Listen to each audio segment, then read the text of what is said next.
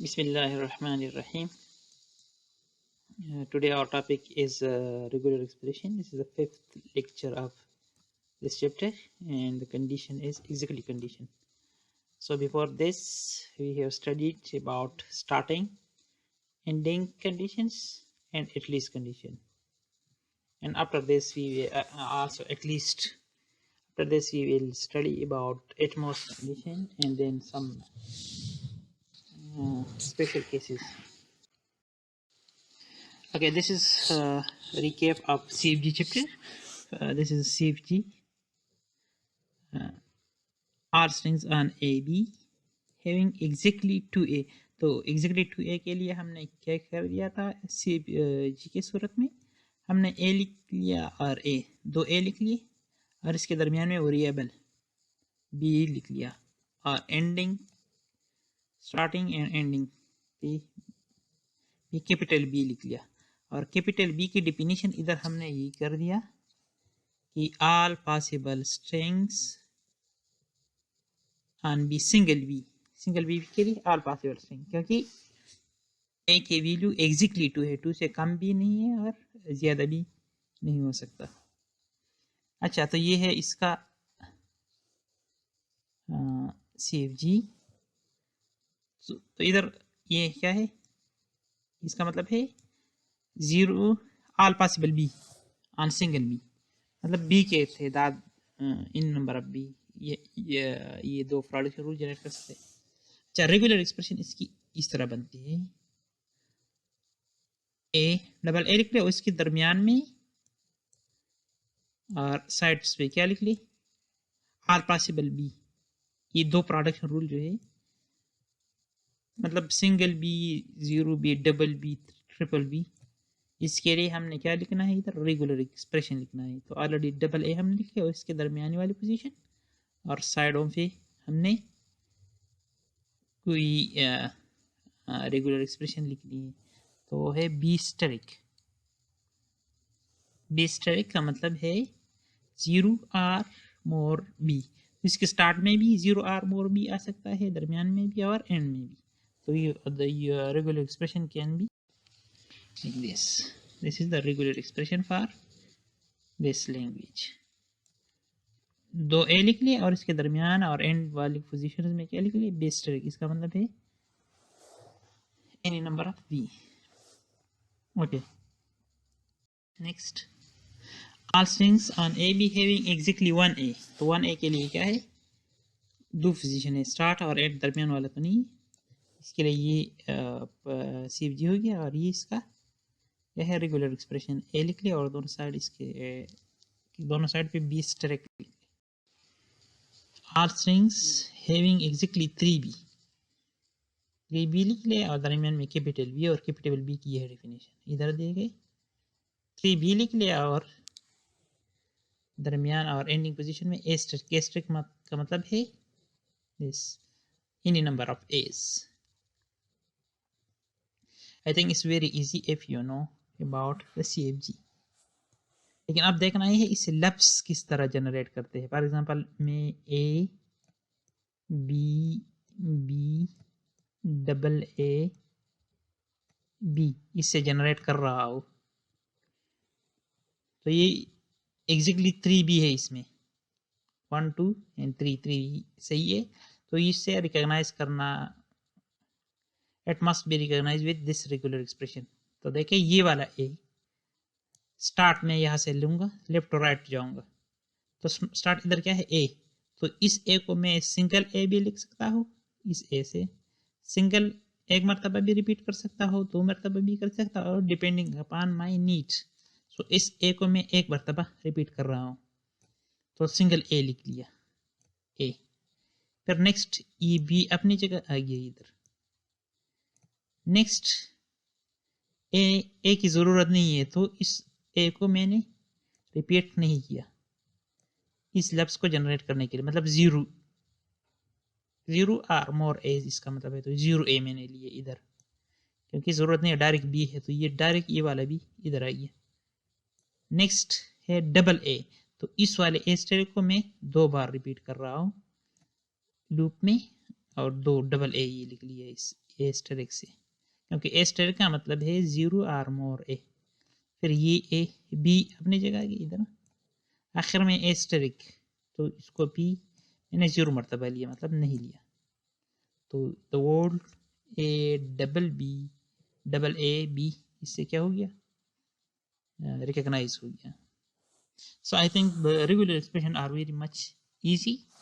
I'm not sure if you have some confusion in uh, string recognition like this. Please feel free to contact me. Okay, all strings on A, B, C. अब language set क्या है, alphabet set, इसमें 3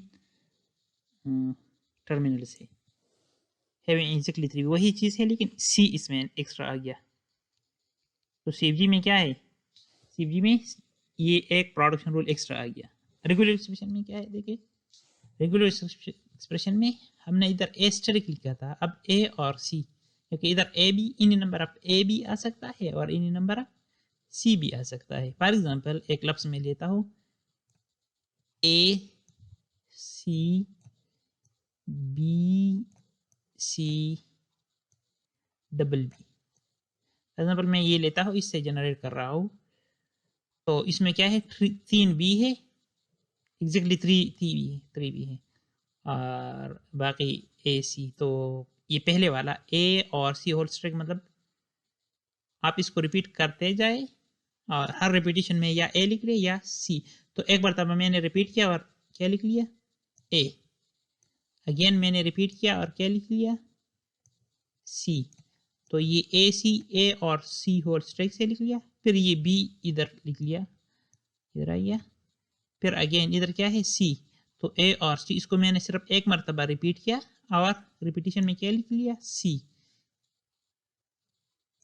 मैंने आप लोगों को कहा कि ये रिपीटिशन जो है ये हमारे, हम अपने स्ट्रिंग को देखेंगे और स्ट्रिंग के हिसाब से हमने इससे इधर ए लेना है या सी लेना है, और जितनी मरतबा लेना है इट्स अलाउड।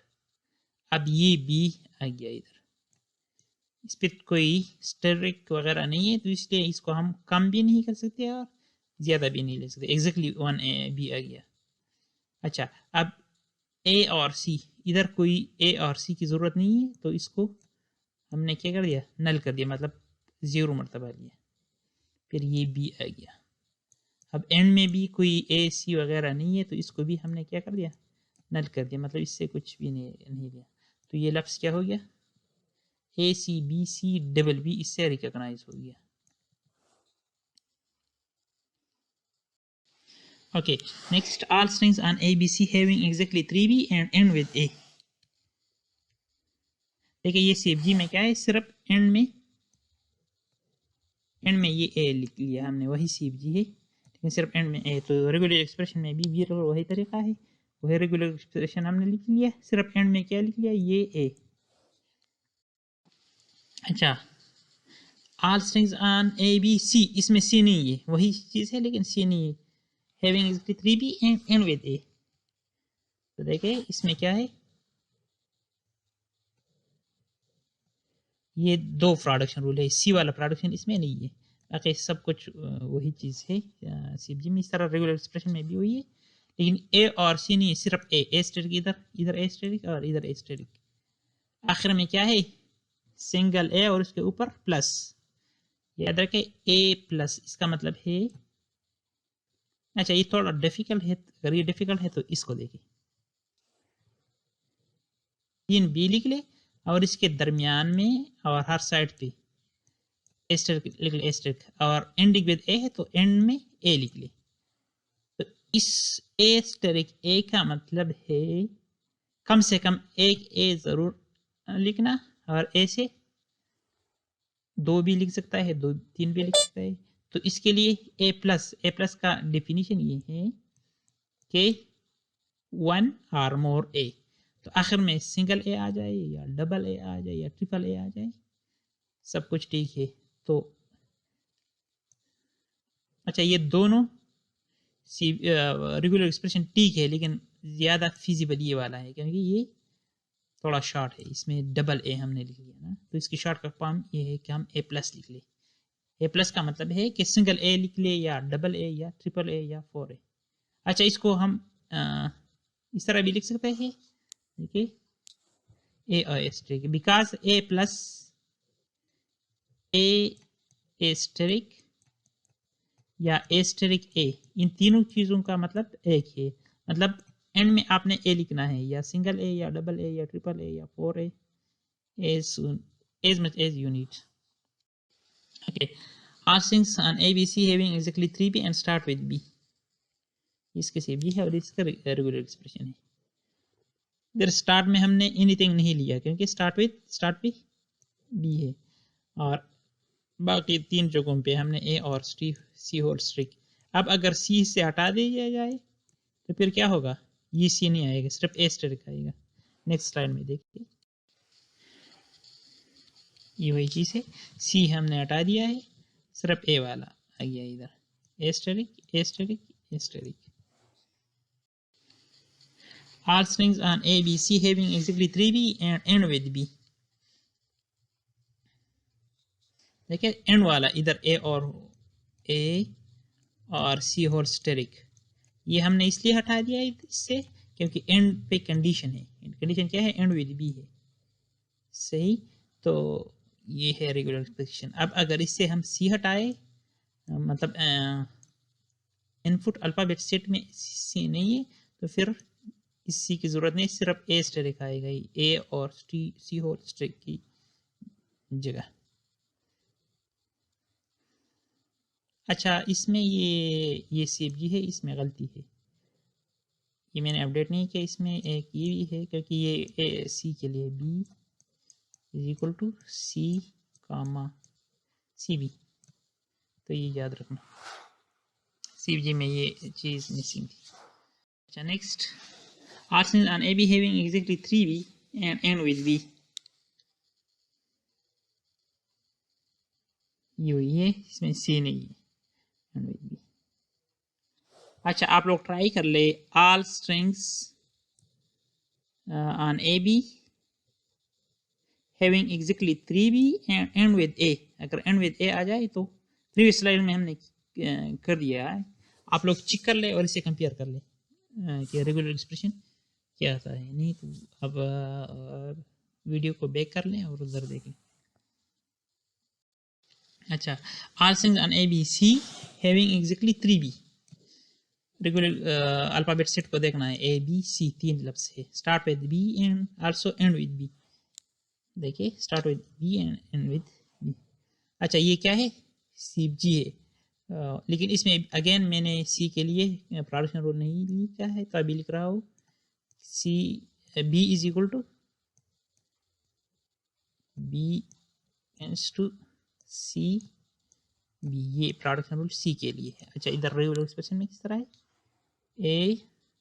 ये है B A और C whole string B A और C, तो स्टार्टिंग और एंडिंग पे B है और दरमियानी वाली जगहों पे A और C।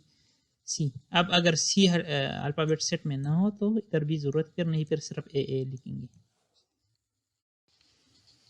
ये सिंगल A के लिए, AB के लिए है, ये देखे इसमें C नहीं है।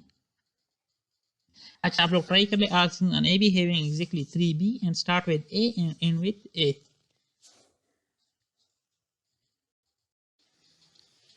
All strings on AB having exactly 3B and start with A and end with B। देखिए, स्टार्ट में A है, एंड विद B है, तो ये इसके लिए। लेकिन इधर देखिए, इसमें क्या है, अल्फाबेट सेट में C हो तब, इसके लिए ये CFG सही है, तो इसमें गलती है, अल्फाबेट सेट में C लिख ले और इसमें भी B is equal to CB, सही हो गया। तो तब ये रेगुलर एक्सप्रेशन, और ये क्योंकि अगर ये प्रोडक्शन रूल ना हो तो इसका मतलब ये है कि अल्फाबेट सेट AB है और इसमें C है, तब इसके लिए ये CFG ठीक है। ओके, एटमॉस वाले कंडीशन हम नेक्स्ट लेक्चर में करेंगे। You can try from the CFG chapters, you already know about the languages, so please try your self, और इंशाल्लाह अगले हफ्ते हम वही करेंगे. If you have any question please feel free to contact me. Thank you.